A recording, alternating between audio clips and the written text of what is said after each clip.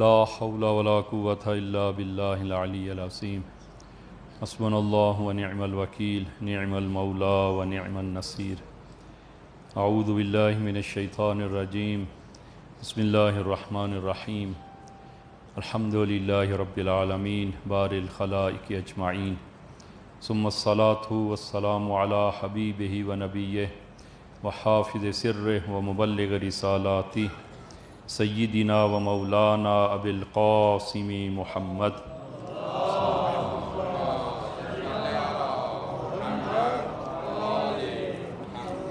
وعلى اہل بیتہ الطیبین الطاہرین المعصومین الذین اذهب اللہ عنہم الرجس وطہرہم تطہیرا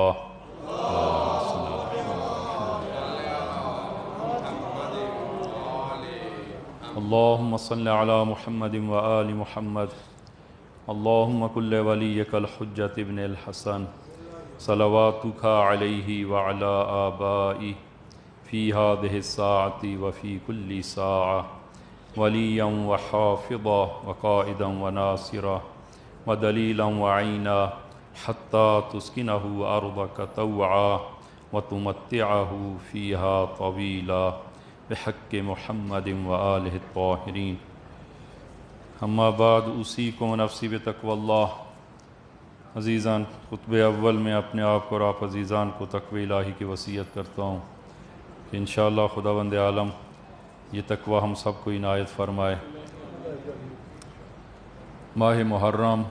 اور نہوم محرم الحرام تاسوعہ کا دن اور جو حضرت ابا عبداللہ علیہ السلام کے لیے اور آپ کے خاندان کے لیے نہایت سخت ترین یہ دن اور کل کا دن اور اس عاشورہ کی آپ تمام عزیزان کی خدمت میں اور امام زمانہ اجل اللہ تعالیٰ فرجہ الشریف کی خدمت میں تعزیت پیش کرتے ہیں اور دعا گو ہیں کہ انشاءاللہ خداوند عالم ہم سب کو صحیح معنوں میں حسینی قرار دے اور ہم سب کا حشر و نشر حضرت ابا عبداللہ علیہ السلام کے ساتھ قرار دے۔ عزیزان یہ عاشورہ کہ جو اسلام میں ایک نہایت سخت ترین دن اور یہ قیام حسینی جو اسلام میں ایک بہت بڑا قیام کہ جس کی تاثیرات آپ کے قیام کے بعد ہی اس کی تاثیرات شروع ہو گئیں اور معاشرے میں تا روز قیامت یہ تاثیر جو ہے وہ باقی ہے اور پہلے کی نسبت وہ زیادہ تاثیر اور مؤثر واقع ہو رہی ہے۔ اور جو علل و اسباب کہ جن کی وجہ سے سید الشہداء نے اتنا بڑا قیام کیا، اگرچہ اس قسم کے علل و اسباب بعد والے ائمہ خدا علیہ السلام کے دور میں اور ان کو بھی پیش آئے، لیکن حضرت ابا عبداللہ کے بعد کسی امام نے اس طرح کا کوئی قیام نہیں کیا کہ وہ انشاءاللہ وہ عرض کریں گے کہ وہ اسباب اختصار کے ساتھ جتنا ممکن ہو سکا وہ عرض کریں گے کہ اس قسم کے وہ اسباب امام زین العابدین کے دور میں بھی، امام باقر کے دور میں، اور وہی اسباب اگر آپ ملاحظہ کریں گے تو بعد میں بھی وہی اسباب وہ ظاہری طور پر موجود تھے، لیکن کسی امام نے بھی یہ اس قسم کا قیام نہیں کیا۔ اس کی وجہ کیا ہے؟ اس کے بھی بہت سارے جو ہے وہ اسباب اور اس کے علل جو ہے وہ ذکر کی ہیں، میں فقط ایک کی طرف جو ہے وہ اشارہ کروں گا کہ یہ حضرت سید الشہداء نے جو قیام کیا اور اس کی جو تاثیر ہے اس قدر زیادہ اور یہ مؤثر یہ قیام تھا اور ہے کہ بعد میں جتنے بھی ائمہ خدا آئیں اصلاً اس قسم کے قیام کی اصلاً ضرورت محسوس نہیں ہوئی، بلکہ بعد والی جتنے ائمہ خدا علیہ الصلوۃ والسلام ہیں انہوں نے اسی قیام کی اور اسی عاشورہ کی محافظت کی، اور اس کی تاثیر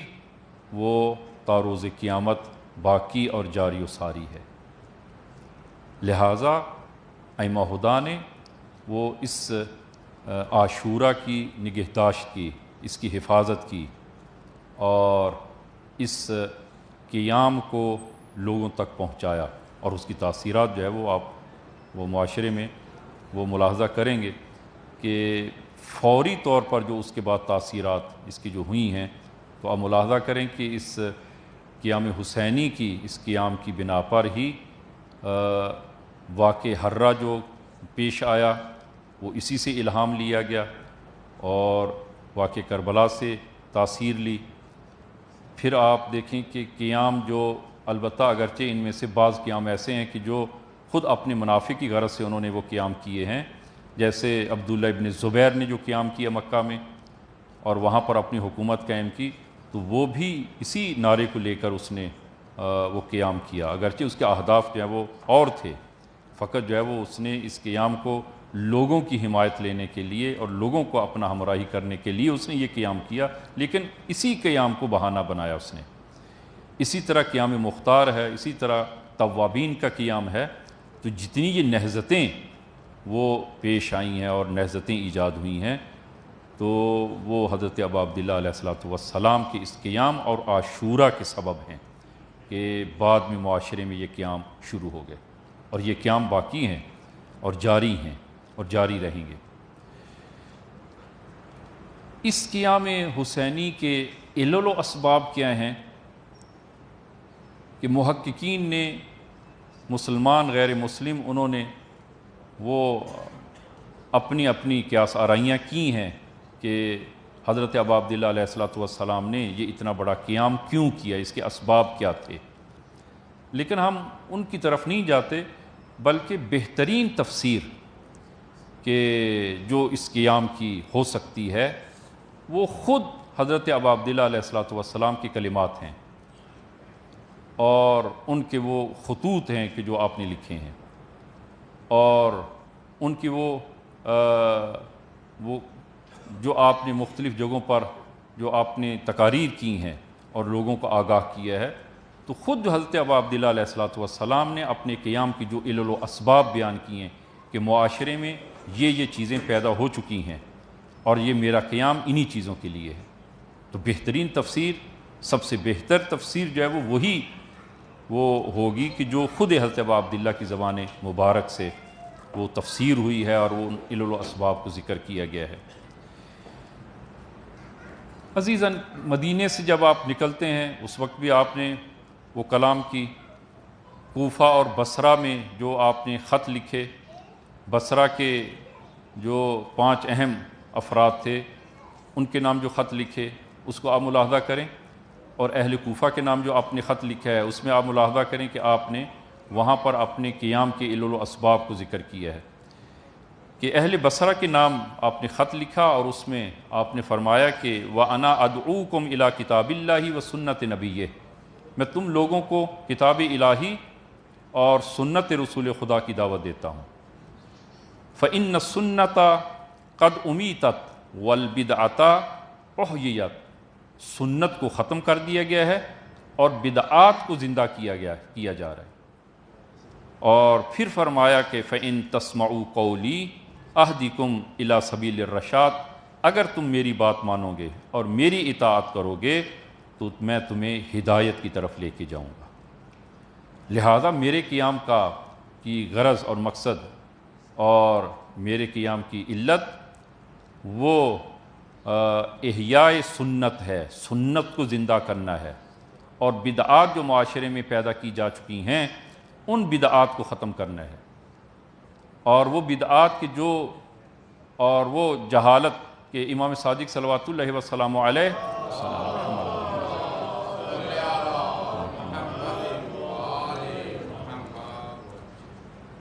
امام نے بھی زیارت عاشورہ میں آپ ملاحظہ فرمائیں کہ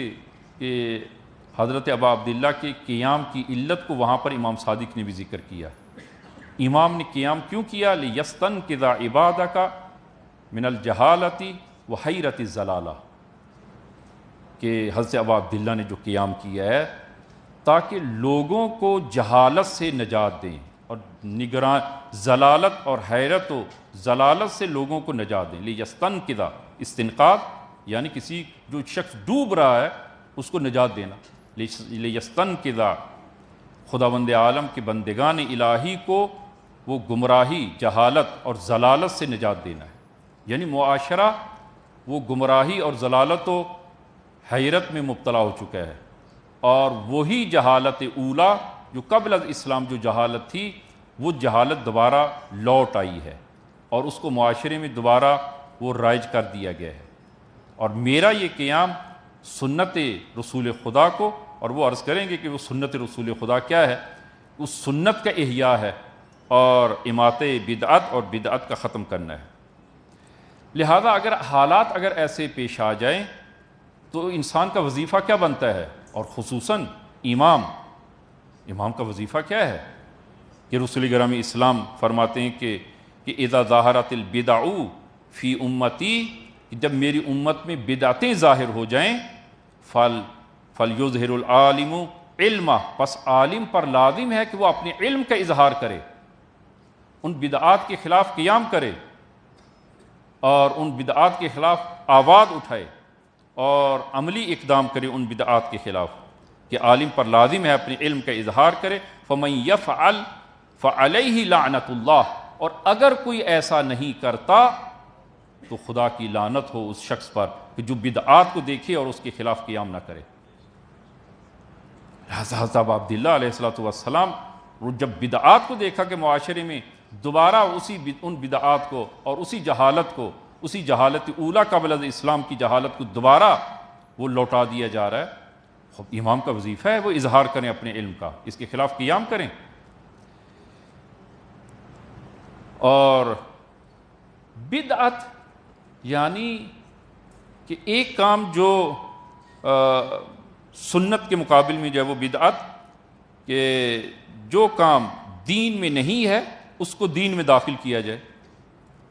اور سادہ سا معنی جو ہے عرض کر رہا ہوں، اور دین کے نام سے اس کی ترویج کی جائے۔ میں مثالیں جو ہے وہ عرض کروں گا۔ ایک چیز جو دین میں داخل نہیں ہے اس کو دین میں داخل کر کے دین کے نام سے اس کی ترویج کی جائے، یہ بدعت۔ اور یہ بدعات وہ معاشرے میں رائج ہو چکی تھی۔ من جملہ بدعات میں آپ ملاحظہ فرمائیں کہ بدعت سنت کے مقابل میں ہے، تو عزیزاً سنت رسول خدا آیا غدیر ہے یا سقیفہ ہے؟ غدیر ہے،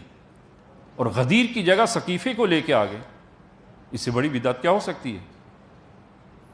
اس سے بڑی بدعت جو ہے وہ نہیں ہو سکتی۔ البتہ کہ آپ کہیں گے کہ حضرت خود امیر المومنین نے قیام کیوں نہیں کیا، اس کے اپنے اسباب ہیں، علل و اسباب ہیں۔ مامور تھے امیر المومنین کہ خاموشی اختیار کریں تاکہ یہ بدعت اور اس کے آثار معاشرے میں وہ لوگوں کو ظاہر ہوں، تاکہ لوگ وہ اس کا احساس کریں کہ یہ بدعت ہے۔ کیونکہ جب تک جب وہ احساس نہ ہو اور لوگوں کو علم نہ ہو، اب اس کو ختم کرنا ممکن نہیں ہے، مشکل ہو جاتا ہے۔ لہذا یہ ایک بدعت جو ہے وہ معاشرے میں وہ رائج ہو چکی۔ اور اسی طرح جو ہے وہ سنت رسول خدا کیا ہے کہ ایک معاشرے کا حاکم وہ کیسا ہونا چاہیے؟ عادل ہو، متقی ہو، عادل ہو۔ اور اگر معاشرے پر یزید جیسے شخص کو وہ حاکم قرار دیا گیا ہو، خوب یہ سنت کے خلاف ہے اور یہ بدعت ہے۔ اور وہ معروف جملہ کہ فرمایا کہ الناس علی دین ملوکہم، لوگ اپنے ملوک اور اپنے شاہوں کے اس دین پر ہوتے ہیں۔ جو شاہ کا، جو بڑے کا، جو افراد کسی کے ماتحت جو افراد ہوتے ہیں وہ اپنے اسی شاہ کے دین پر ہوتے ہیں۔ جو شاہ کا دین ہوگا وہی اسی کو جو ہے وہ اختیار کریں گے، اسی کو قبول کریں گے۔ خب اگر اسلامی حکومت کا شاہ اور حاکم وہ جس قسم کا ہوگا، معاشرے میں اسی قسم کی ثقافت اور فرہنگ اور معاشرہ اسی قسم کا ہی تشکیل پائے گا، اس لیے کہ معاشرے کی باغ دوڑ اسی کے ہاتھ میں ہے۔ اور حضرت ابا عبداللہ علیہ السلام نے جو قیام کیا ہے اس ہیئت حاکمہ جو اسلامی معاشرے پر یہ جو حاکم ہو چکے تھے اور معاشرے کو وہ اپنی اس دلخواہ صورت میں اسلام کے برخلاف لے جا رہے تھے، امام کا قیام ان کے خلاف تھا، اور امام نے قیام کیا۔ اور معاشرے کو وہ خود ان کی کیفیت کیا تھی کہ وہ عرض کریں گے کہ ان کی کیفیت جو ہے وہ کیا تھی۔ بدعات کئی طرح کی ہیں۔ بدعات کبھی اعتقادی ہوتی ہے، کبھی بدعت اخلاقی ہے، اور کبھی بدعت عملی ہے۔ عمل و کردار میں بدعت، اخلاق میں بدعت، اعتقادات میں بدعت جو ہے وہ ایجاد کرنا اور بدعت کا قائل ہونا۔ میں ایک دو مثالیں تاکہ واضح ہو سکے مسئلہ، کہ تثلیث بدعت ہے اور مسیحیت اس بدعت کی جو ہے وہ قائل ہوگی۔ حضرت عیسیٰ علیہ نبی علیہ الصلوۃ والسلام نے تو یہ نہیں کہا کہ میں خدا کا بیٹا ہوں، بلکہ جو ہے وہ حضرت عیسیٰ علیہ نبی علیہ الصلوۃ والسلام نے سورہ مریم آیہ نمبر 30 قال انی عبد اللہ آتانی الکتاب وجعلنی نبیا، کہ میں عبد خدا ہوں اور خداوند عالم نے مجھے کتاب عنایت کی ہے اور وجعلنی نبیا، اور مجھے نبی بنا کر بھیجا ہے۔ حضرت عیسیٰ خود فرما رہے کہ میں عبد خدا ہوں، اور اگر کوئی خود حضرت عیسیٰ کے فرزند ہونے کا قائل ہو جائے کہ خدا کا فرزند ہے اور تثلیث کا قائل ہو جائے، وہ خدائے پدر اور خدائے پسر اور روح القدس تثلیث کے جو ہے قائل ہو جائیں، تین خداؤں کے قائل ہو جائیں۔ یہ تین ایک ہیں اور ایک تین ہے، عجیب قسم کی جو ہے وہ ترکیب ان مسیحیت کے نزدیک جو ہے وہ یہ، تو یہ تثلیث بدعت ہے، بدعت ہے۔ لہذا جب تثلیث بدعت ہے، اور اسی طرح اگر انسان کے عقیدے میں ایک عقیدہ کہ خداوند عالم کے علاوہ اگر کسی ذات مقدس کو وہ عبودیت کا وہ مقام عنایت کر دیا جائے اور اس کو مقام الہ پر جو ہے وہ قرار دیا جائے، تو اس صورت میں کیا بدعت نہیں ہوگا؟ بدعت ہوگا۔ جس طرح کہ میں واضح جو ہے وہ عرض کروں، جس طرح ہمارے اندر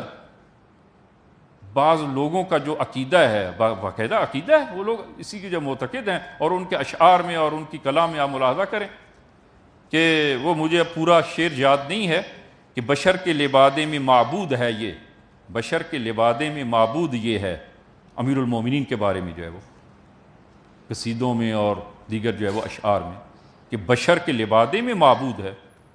اور نیچے سے نعرے بھی جو ہے وہ ماشاءاللہ وہ بہت کھل کے جو ہے وہ لگتے ہیں، لیکن یہ نہیں خیال کیا جا رہا کہ یہ کیا، یہ عقیدہ کیا ہے، یہ عقیدہ درست بھی ہے، یہ درست نہیں ہے۔ بشر کے لبادے میں معبود یعنی امیر المومنین نعوذ باللہ معبود ہیں، اور یہ کیا، یہ بدعت ہے، اسلام میں اس کی کوئی گنجائش نہیں ہے۔ یہ بدعت اعتقادی ایک یعنی خداوند عالم کے علاوہ، جس طرح کہ ابو الخطاب امام صادق صلوات اللہ وسلم علیہ کے دور میں ابو الخطاب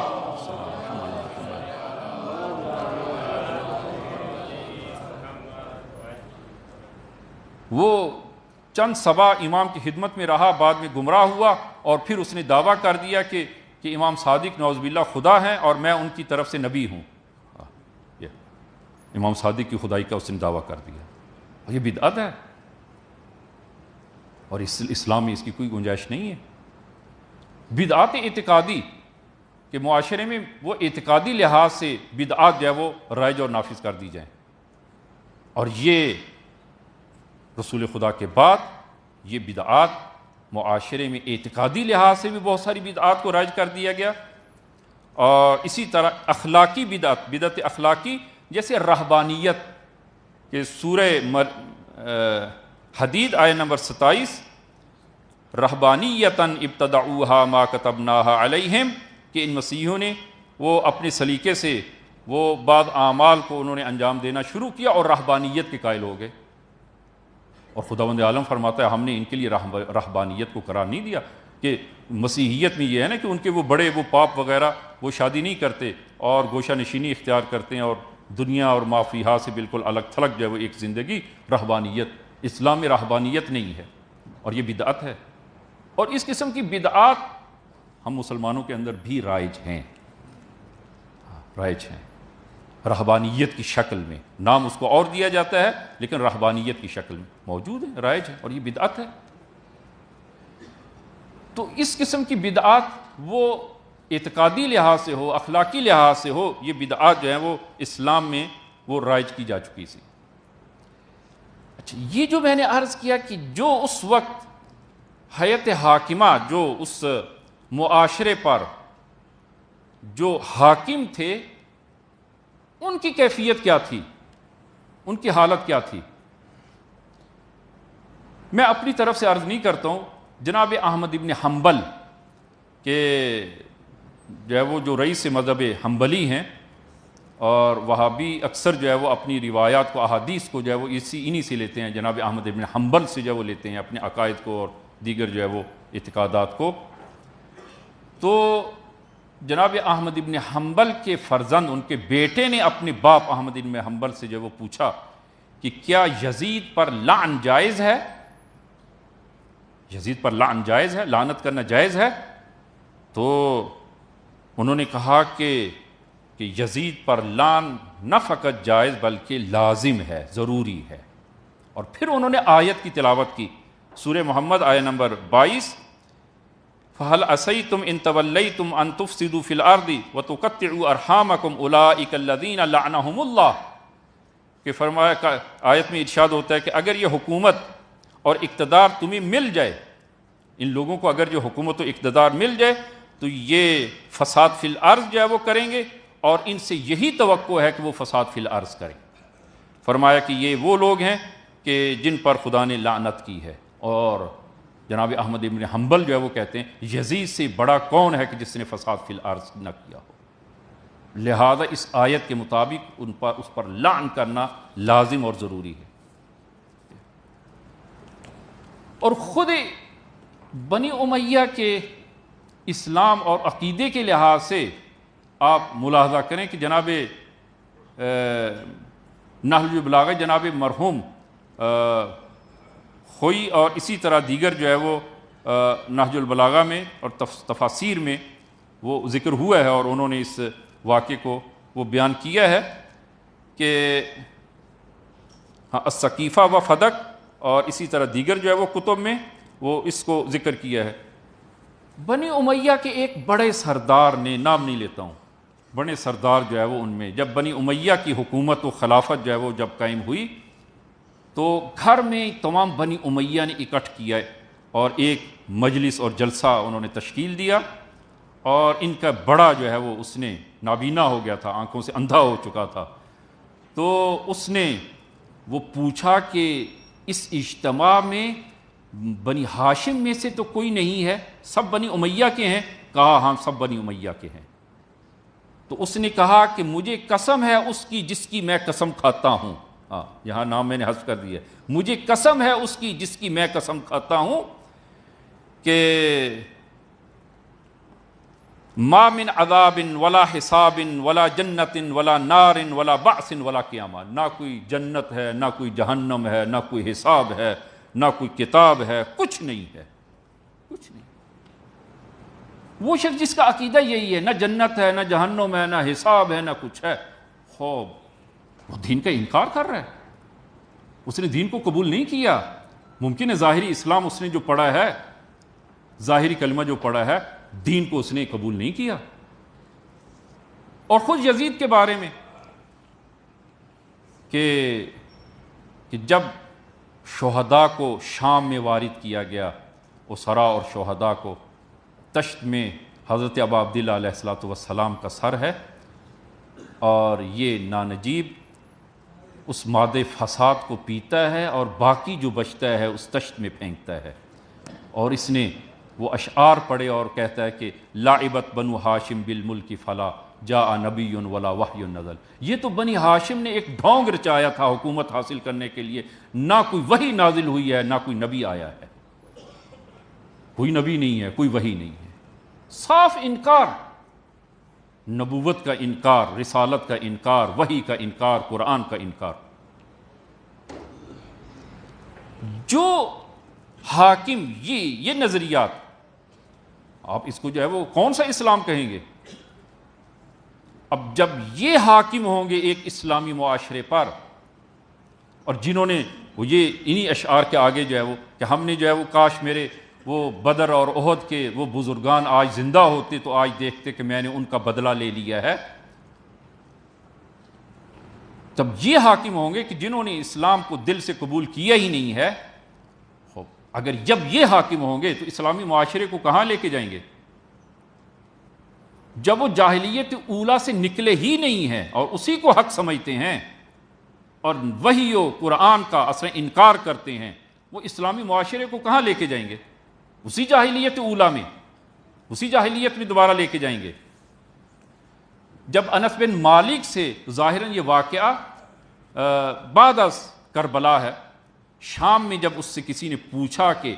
اسلام اور دین میں کیا چیز باقی رہ گئی ہے، تو وہ کہتا ہے کہ ظاہری طور پر یہی شہادتین اور نماز، دین میں یہ دو چیزیں فقط باقی رہ گئی ہیں، باقی دین میں کچھ بھی باقی نہیں ہے. جناب مرحوم علامہ امینی صاحب الغدیر، غدیر کی جلد نمبر ظاہراً 11 میں اور جو فارسی میں ترجمہ ہوا ہے جلد نمبر 19 اور 20 میں کچھ فہرست انہوں نے بیان کی ہے کہ جو اس وقت معاشرے میں بدعات رائج ہو چکی تھیں، معاشرے میں باقاعدہ رائج ہو چکی تھی، جو سنت خدا کے، سنت رسول خدا کے مخالف تھی اور معاشرے میں وہ رائج ان کو کیا جا رہا تھا اور کیا گیا تھا، ان میں سے وہ ان کی ایک فہرست انہوں نے جب وہ ذکر کی ہے، وہ اس کے جب وہ ادلہ کے ساتھ اس کو ذکر کیا ہے کہ حکام میں سب سے پہلے آشکارا شرب خمر اور خرید و فروخت اسی بنی امیہ کے دور میں ہوا. یہ واقع کربلا سے پہلے کی باتیں کر رہا ہوں. ہاں، بنی امیہ کے دور میں ہی علنی شراب کا پینا اور اس کی خرید و فروخت جو اسلام میں علنی طور پر آشکارا جو ہوا ہے اسی میں ہوا.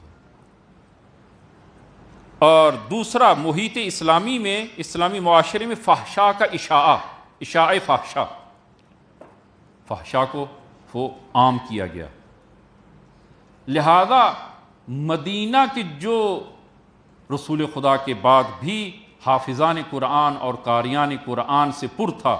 اور گوش و کنار سے قرآن کی تلاوت وہ صدائیں بلند ہوتی تھیں، اسی مدینہ میں یہ جناب ابو الفرج اصفہانی اپنی کتاب الاغانی میں وہ نقل کرتے ہیں، وہی مدینہ اب غنا سے وہ پر ہے اور گوش و کنار سے غنا کی آوازیں آتی ہیں. معاشرے کو فساد کی طرف جو وہ لے جائے گا، اس لیے کہ جب حاکم ایسے ہوں گے معاشرے کو وہ اسی طرف لے کے جائیں گے. مدینہ غنا سے پر ہے. تیسرا، ایک وقت میں دو بہنوں سے شادی اسلام میں جائز نہیں ہے، اور یہ اسی دور میں ہوا کہ دو بہنوں سے ایک ساتھ جو ہے وہ شادی کی اجازت وہ بنی امیہ کے دور میں ہوئی، یہ دی گئی. اور باب دیات، 3 باب جو ہیں وہ حدود و قصاص و دیت یعنی دیت کے باب میں وہ سنت نبی کو تبدیل کیا گیا. اور حج بیت اللہ میں لبیک تلبیہ کو ترک کیا گیا. اور اسی طرح جو ہے وہ حدیث کی جعل سازی، اور یہ بنی امیہ کے دور میں ایک وسیع پیمانے پر حدیث کی جعل سازی کہ وقت ہوا تو میں اس کو عرض کروں گا کہ جعل سازی کی گئی حدیث کی، کہ وہ تمام احادیث کی جو امیر المومنین کی شان میں نازل ہوئیں اور بیان ہوئی ہیں رسول خدا سے، اس کے مد مقابل احادیث بنائی گئی اور جعل سازی کی گئی ان احادیث کی. اور اسی طرح تاریخ اسلامی میں پہلی مرتبہ صحابی رسول عمر ابن حمق، جو امیر المومنین کے بھی اصحاب خاص میں سے تھے، عمر ابن حمق کو شہید کیا گیا. اس کا سر تن سے جدا کر کے شہر بے شہر اس کو پھیلایا گیا. یہ اسلام میں پہلی مرتبہ ہوا، یہ اسی دور میں ہوا. جناب عمر ابن حمق کے سر کو وہ شہروں میں اور بازاروں میں اس کو جو ہے وہ پھیلایا گیا. اور دین خدا کی اہانت، اس سے بڑی اہانت جو ہے وہ کیا ہو سکتی ہے کہ ایک فاجر و فاسق شخص کو وہ خلیفہ بنایا گیا اور حاکم قرار دیا. یزید کو، فاجر و فاسق کو جو ہے وہ، اور یہ سنت صریحاً سنت الہی کے جو ہے وہ برخلاف ہے. اور یہ اسباب میں جو عرض کروں اس میں سے بہت سارے اسباب کہ جناب ابو العالیہ مودودی اپنی کتاب خلافت و ملوکیت میں بھی انہوں نے وہ ذکر کیا ہے کہ یہ بدعات معاشرے میں رائج ہو چکی تھیں اور معاشرے کو جہالت کی طرف جو ہے وہ ایک حد تک لے جایا جا چکا تھا، اس کے اثرات جو ہے وہ ظاہر ہو رہے تھے۔ اسی طرح نماز عید کے 2 خطبے جو عید کے بعد ہیں، ان 2 خطبوں کو اٹھا کر نماز عید سے پہلے، جس طرح کہ جمعے کے 2 پہلے خطبے ہیں، نماز عید کے جو خطبے نماز کے بعد ہیں ان کو اٹھا کر پہلے لایا گیا، یہ بدعت ہے۔ اور سب سے بڑی بدعت سب امیر المومنین پر سب، اور یہ واضح احادیث ہیں اور منابع فریقین میں یہ احادیث ہیں وہ موجود ہیں کہ من سب علی، رسول خدا سے حدیث فرمایا کہ من سب علی فقط سبنی ومن سبنی فقط سب اللہ ومن سب اللہ عز وجل اکبہ اللہ علی من خریہ فی النار، کہ جس نے علی پر سب کیا اس نے مجھ رسول پر سب کیا، اور جس نے مجھ رسول پر سب کیا اس نے خدا پر سب کیا، اور جس نے خدا پر سب و شتم کیا خدا بند عالم اس کے اوندھے منہ اسے جہنم میں داخل کرے گا۔ سب امیر المومنین، اس سے بڑی جو ہے وہ جسارت کیا ہو سکتی ہے؟ یعنی یہ سب کی بات جو ہے وہ کی جا رہی ہے، سب و شتم کی بات جو ہے وہ کی جا رہی ہے۔ خب یہ سلسلہ تو وہ اس دور میں کیا گیا ہے، آج اگر جو ہے وہ فرض کریں کوئی اگر کرتا ہے کسی پر جو ہے وہ خب اس صورت میں جو ہے وہ بنیاد تو اس نے ڈالی، اس دور میں جو ہے وہ اس کی بنیاد جو ہے وہ ڈالی گئی۔ ان بدعات کو معاشرے میں اور جو ہے وہ اسی طرح بدعات کو معاشرے میں جو ہے وہ رائج کیا گیا، لہذا آپ ملاحظہ فرمائیں کہ جب واقع کربلا کے بعد مدینہ سے ایک ہیئت کہ جن میں سے جناب عبداللہ ابن حنظلہ، جناب عبداللہ ابن حنظلہ کی سربراہی میں ایک جماعت شام جاتی ہے تاکہ نزدیک سے خلافت کو اور اس حاکم کو دیکھا جائے۔ چند دن اس کا مہمان یہ ٹھہرے اور واپس آ کر جناب عبداللہ ابن حنظلہ نے جو ہے وہ کہا کہ اگر آسمان سے پتھر ہم پر اگر برسیں تو ہم حق رکھتے ہیں کہ آسمان سے پتھر ہم پر برسے اور عذاب الہی ہم پر آسمان سے نازل ہو۔ جس قسم کا حاکم میں دیکھ کر آیا ہوں جو مسلمانوں پر حاکم ہے، جو دائم المست ہے، 24 گھنٹے مست ہے، اور اسی مستی کے عالم میں وہ نماز جو ہے وہ بجا لا رہا ہے اور نماز اقامہ کر رہا ہے مستی کے عالم۔ یہ وہ حیت حاکمہ جو اس معاشرے اسلامی معاشرے پر رائج ہو چکی تھی۔ تو اس صورت میں حضرت ابا عبداللہ کا کیا وظیفہ بنتا ہے؟ حضرت ابا عبداللہ وہ اس صورت میں جو ہے وہ کہ وہ ایک یہ بیان، دوسرا بیان آپ ملاحظہ فرمائیں کہ حضرت ابا عبداللہ سید الشہداء نے اپنے قیام کی جو علل و اسباب بیان کرتے ہوئے آپ نے جو فرمایا کہ میں دیکھ رہا ہوں کہ اس معاشرے میں 5 قسم کی وہ چیزیں اور عیوب اور نقائص وہ پیدا ہو چکے ہیں۔ لازم طاعت الشیطان، حضرت ابا عبداللہ یہ فرما رہے ہیں کہ ان لوگوں نے وہ شیطان کی اطاعت اختیار کر لی ہے، لازم طاعت الشیطان۔ دوسری چیز جو آپ نے فرمائی کہ ترک طاعت الرحمن، ان لوگوں نے خدا کی اطاعت کو چھوڑ دیا ہے اور ترک کر دیا ہے۔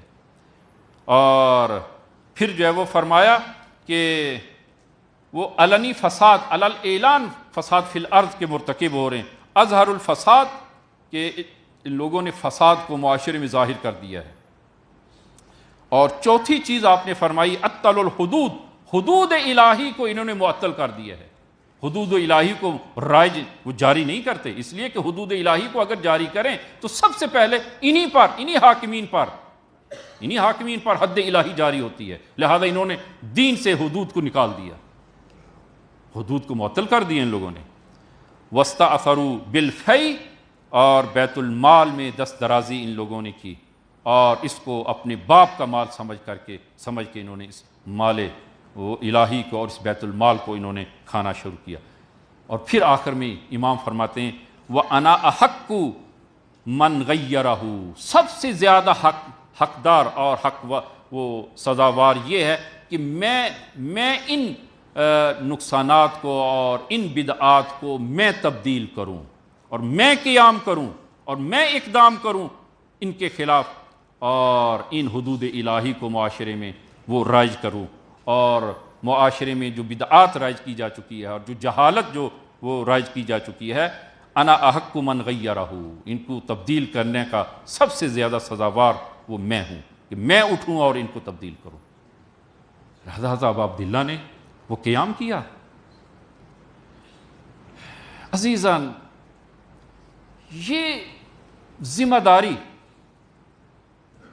کیا ہم اور آپ بھی کوئی معاشرے میں کیا ذمہ داری ہے؟ دینی لحاظ سے کیا ہم بھی ذمہ دار ہیں یا ہم ذمہ دار نہیں ہیں؟ اور عزیزان، حضرت ابا عبداللہ نے اتنی بڑی قربانی دی ہے، کس کے لیے؟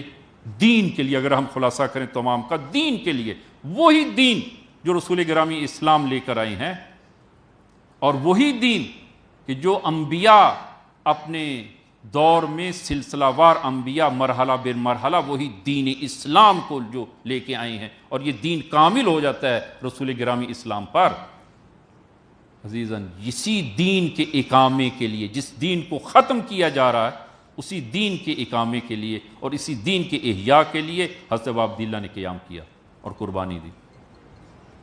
اور جب سب قربان ہو چکے تو آپ نے جو صدائے استغاثہ جو آپ کی بلند ہوئی، حل من ناصرین، عزیزاً وہ صدائے استغاثہ آج بھی ہے، آج بھی ہے۔ اور اس صدائے استغاثہ میں کون لبیک کہے گا؟ کون ہے جو حضرت ابا عبداللہ کی مدد کرے؟ کس چیز میں مدد کرنی ہے؟ دین میں۔ اور وہ صدائے استغاثہ اگر کوئی اہل دل ہو تو آج بھی اس استغاثے کو وہ سنے گا۔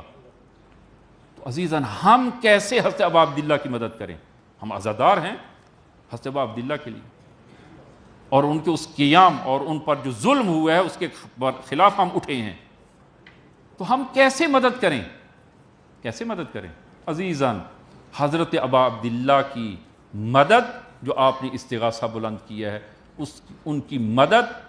وہ عمل بدین ہے۔ جس دین کے لیے قیام کیا ہے ہم اسی دین کو برپا کریں۔ جو بھی جس قدر دین کا پابند ہوگا، جس کے لیے آپ نے یہ قیام کیا ہے، اسی قدر وہ ناصر ابا عبداللہ الحسین ہوگا، اسی قدر وہ ناصر۔ ہماری مائیں بہنیں اور ہماری بچیاں اگر پردے کا لحاظ کرتی ہیں تو یہ نصرت دین ہے، نصرت ابا عبداللہ ہے۔ ایک نوجوان جو اپنے شرعی فرائض کے ساتھ وہ زندگی گزارتا ہے، وہ مدد بدین ہے۔ ایک تاجر اگر وہ تجارت میں انہی اصول شرعی کے مطابق عمل کرتا ہے، عزیزاً دین آیا ہے، ربا کو حرام قرار دیا، رشوت کو حرام قرار دیا، اور اسی طرح کے اموال کے جو ناحق ہیں اس کو حرام قرار دیا، اور معاشرے میں وہی چیز رائج کی، دوبارہ اسی چیز کو رائج کیا گیا، دوبارہ وہی جاہلیت کو لایا گیا، اور آج بھی وہ جاہلیت موجود ہے معاشرے میں۔ تو اس دین الہی کی نصرت ہم کیسے کریں گے؟ حضرت ابا عبداللہ کی نصرت ہم کیسے کریں گے؟ عزیزاً، یہی اسی دین میں ہم نصرت کریں گے، یہی نصرت حضرت ابا عبداللہ ہے۔ آئیں حضرت ابا عبداللہ سے عہد کریں کہ جس دین کے لیے آپ نے قیام کیا ہے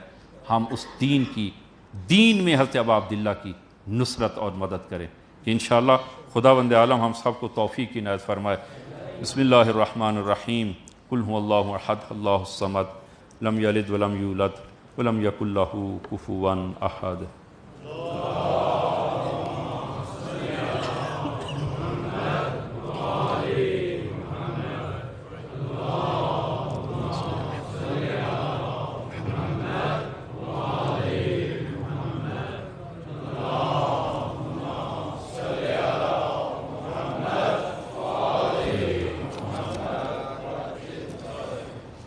بسم اللہ الرحمن الرحیم۔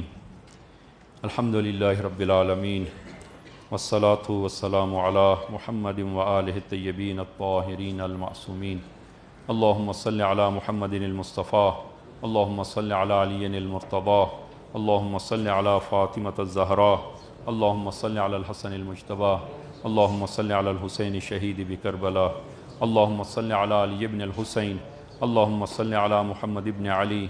اللہم صل علی جعفر ابن محمد، اللہم صل علی موسیٰ ابن جعفر، اللہم صل علی علی ابن موسیٰ الرضا، اللہم صلی علی محمد ابن علی، اللہم صلی علی علی ابن محمد، اللہم صلی علی الحسن ابن علی، اللہم صلی علی القائم المہدی، اللہم صلی علی محمد وآل محمد وعجل فرجہم وسہل مخرجہم۔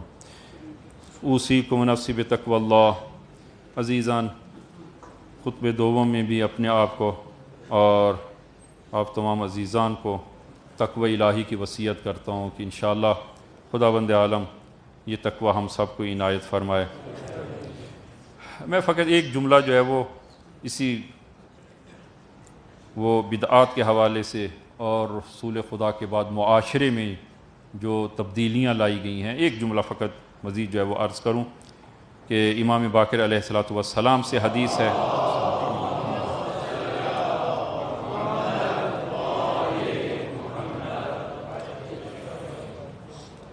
فرمایا ان الناس عادوا بعد ما قبض رسول اللہ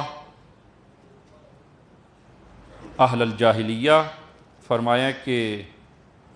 رسول گرامی اسلام کے بعد لوگ دوبارہ جاہلیت کی طرف پلٹ گئے، دوبارہ جاہلیت کی طرف پلٹ گئے۔ اور وہ جناب ابو ذر سے ایک کلام ہے کہ جو آپ نے بیت اللہ کے ساتھ کھڑے ہو کر کہ وہ ایک جملہ کہا کہ لو قدمتم من قدم اللہ ورسولہ واخرتم من اخر اللہ ورسولہ ما آل ولی اللہ،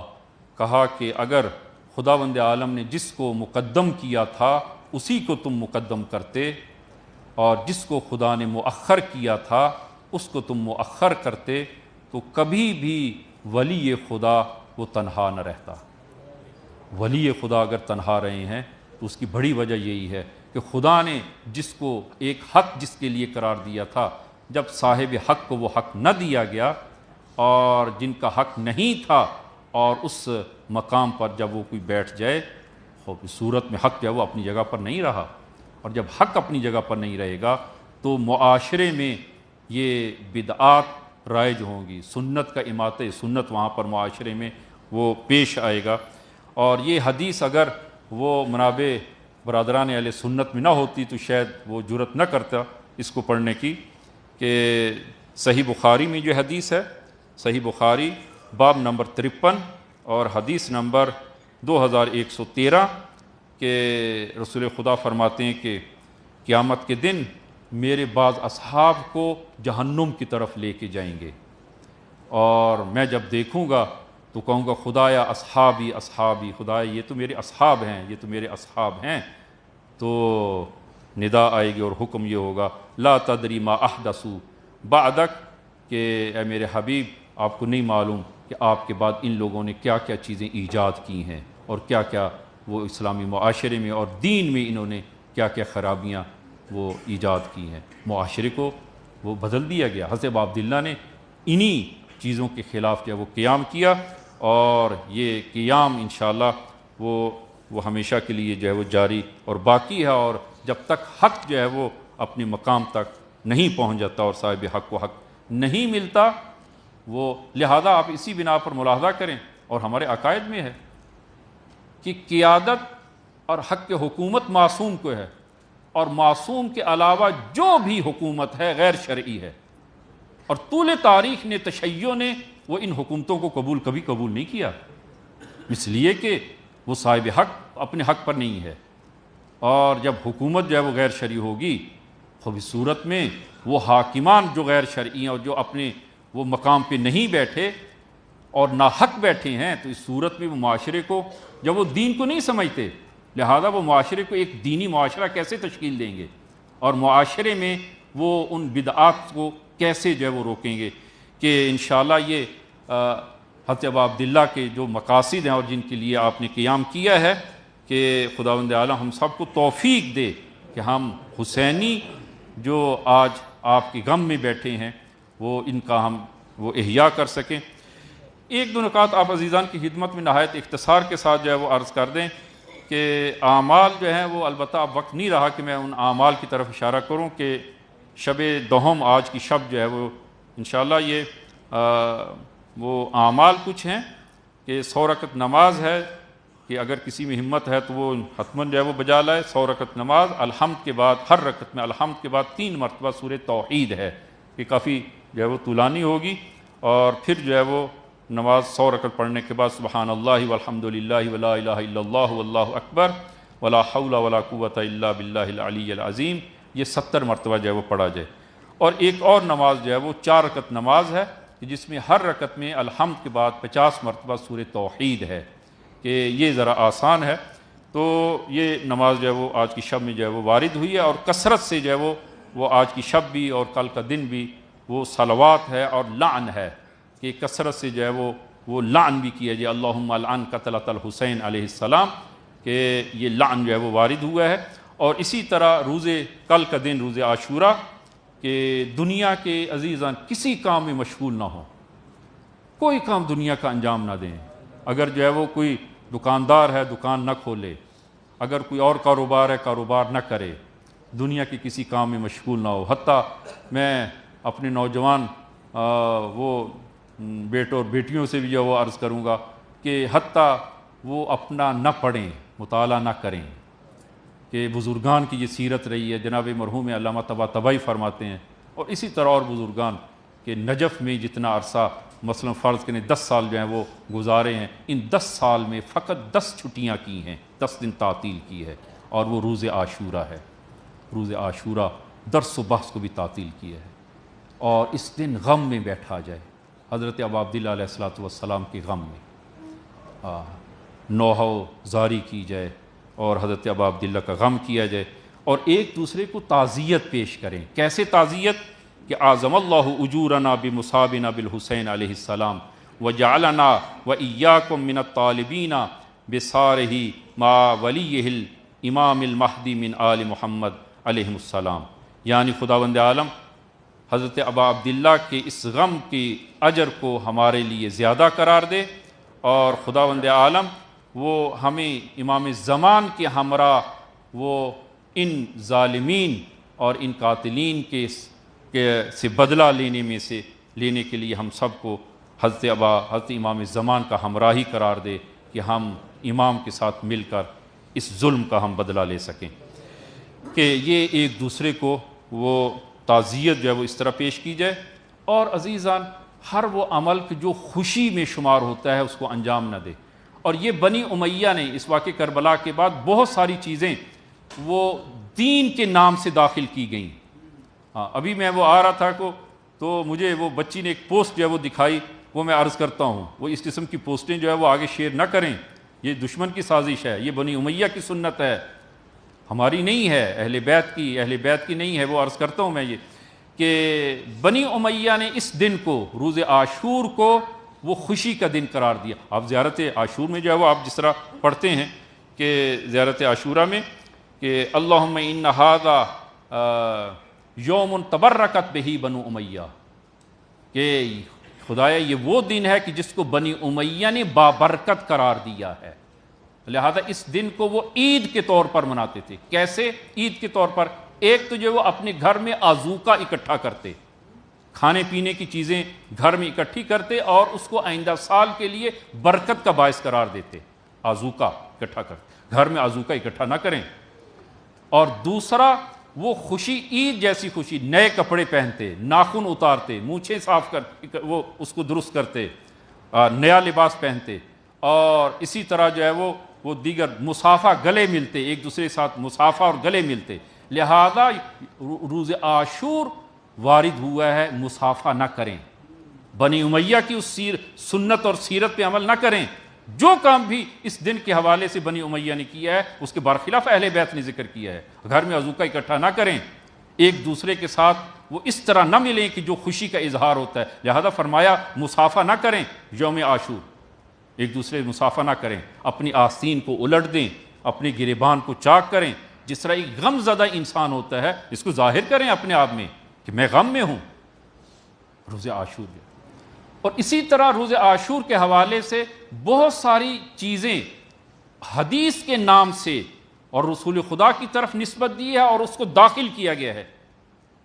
اور جناب مرحوم شیخ عباس قمی نے مفاتیح الجنان میں اس کو ذکر کیا ہے، اور اس کے لیے انہوں نے دعائیں گھڑی ہیں، اور دعاؤں کو اگر آپ پڑھیں گے اس میں مفاتیح ملاحظہ کریں تو واقعاً لگتا ہے کہ یہ بڑی وہ اچھی دعا، اس کو پڑھنا چاہیے. آپ اس کو ملاحظہ کریں گے مفاتیح میں آپ دیکھیں، اور وہ پوسٹ بھی جو آئی ہے وہ مفاتیح میں ان کو ذکر کیا ہے، اور جو بنی امیہ کی سازش ہے اور بنی امیہ نے اس کو داخل کیا ہے یوم عاشور کے حوالے سے اور اس کے بابرکت ہونے کے حوالے سے کہ یہ وہ دن ہے کہ جس میں حضرت آدم کی توبہ قبول ہوئی، یہ وہ دن ہے کہ جس میں حضرت یونس جو ہے وہ شکم ماہی سے خدا نے ان کو نکالا، یہ وہ دن ہے کہ جہاں پر حضرت ابراہیم آتش نمرود سے جو ہے وہ خدا نے ان کو نجات دی، اور اسی طرح جو ہے وہ حضرت موسیٰ کے لیے دریا جو ہے وہ راستہ بنایا، اور اس قسم کی جو ہے یہ ایک فہرست. یہ عزیزان یہ واقعات اس دن نہیں ہوئے، اور اس کے مطابق انہوں نے دعائیں بنا کر وہ داخل کی گئی ہیں، دعاؤں میں داخل کیا ہے اس دن کی برکت کے جو ہے وہ نام سے. یہ بنی امیہ کی سیرت ہے، اور اس قسم کی پوسٹیں جو آتی ہیں اس کو آگے شیئر نہ کریں، اور لہذا اس دن کو وہ اپنے لیے حزن کا دن قرار دیں، اور اس دن وہ امام کے غم میں گزاریں. اور امام موسیٰ بن جعفر صلوات اللہ وسلام علیہ سے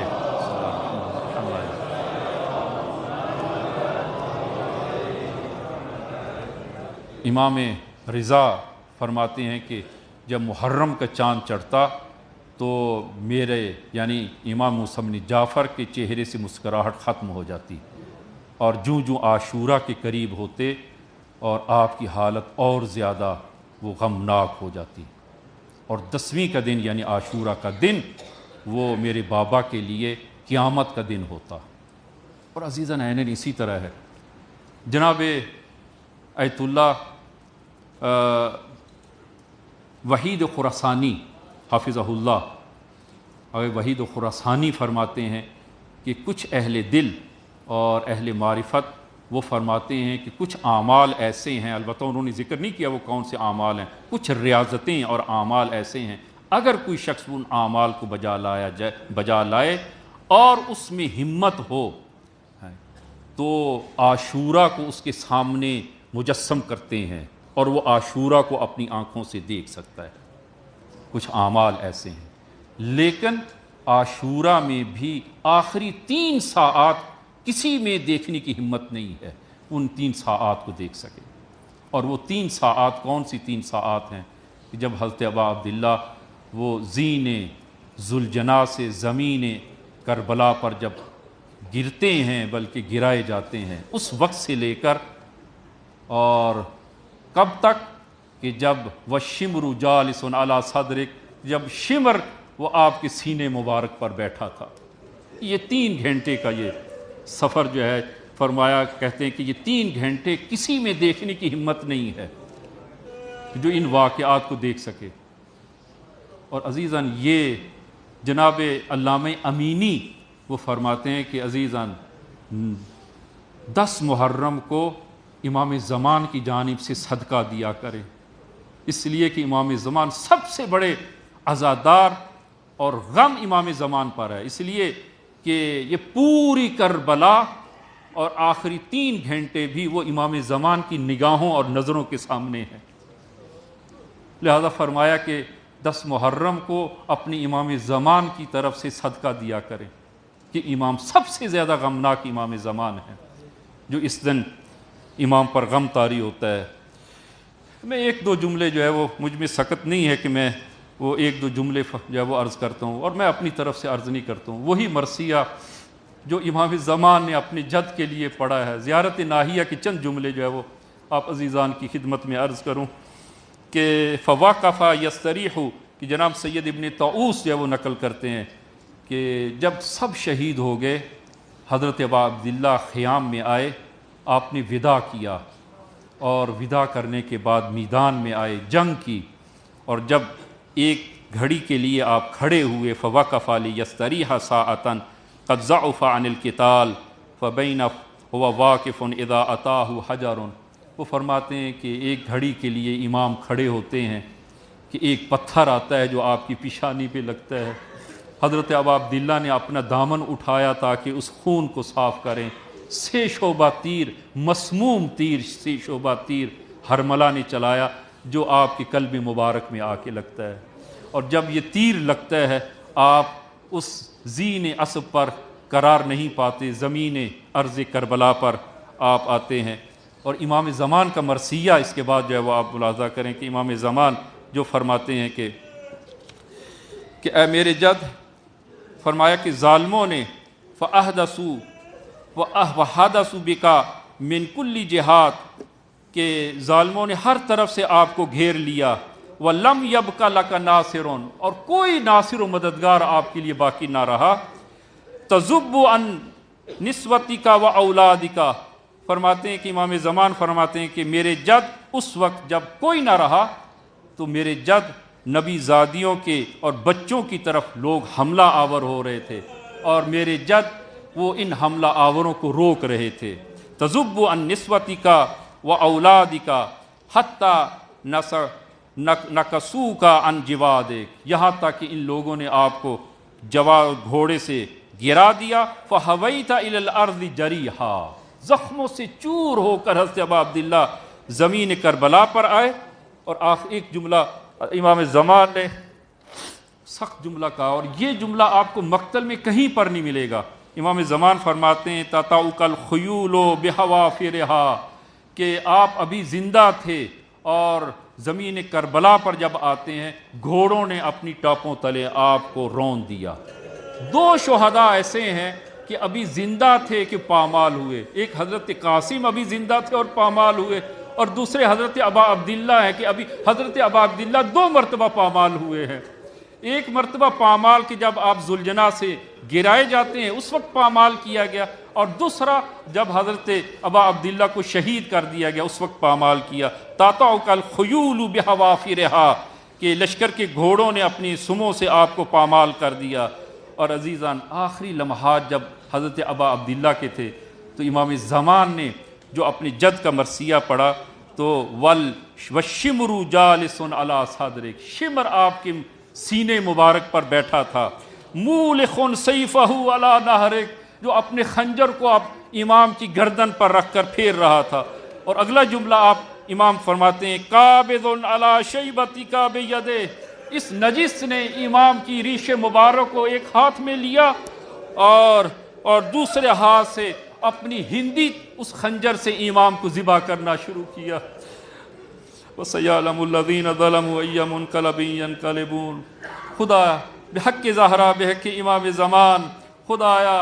یہ عزاداری اور یہ مصیبت ہم سب کو عنایت فرما، خدایا ہم سب کو صحیح معنوں میں عزادار امام حسین قرار دے، خدایا بحق زہرا بحق امام زمان کہ جس مقصد کے لیے امام نے قیام کیا ہے خدایا وہ مقصد ہم سب کو عنایت فرما، خدایا ہم سب کو صحیح معنوں میں حسینی قرار دے، خدایا قیامت کے دن ہم سب کو باب الحسین سے وارد بہشت فرما، خدایا تمام عزاداروں کی تو خود حفاظت فرما، خدایا بحق زہرا بحق امام زمان، خدایا امام زمان کو ہم سے راضی و خوشنود فرما، خدایا بحق زہرا بحق امام زمان ہم سب کو ہماری نسلوں کو تا روز قیامت مخلص ترین شیعیان امیر المومنین میں سے قرار دے۔ اللہم صلی علی محمد و آل محمد۔ بسم اللہ الرحمن الرحیم۔ انا اعطیناک الکوثر فصلی لربک وانحر ان شانئک ھو الابتر۔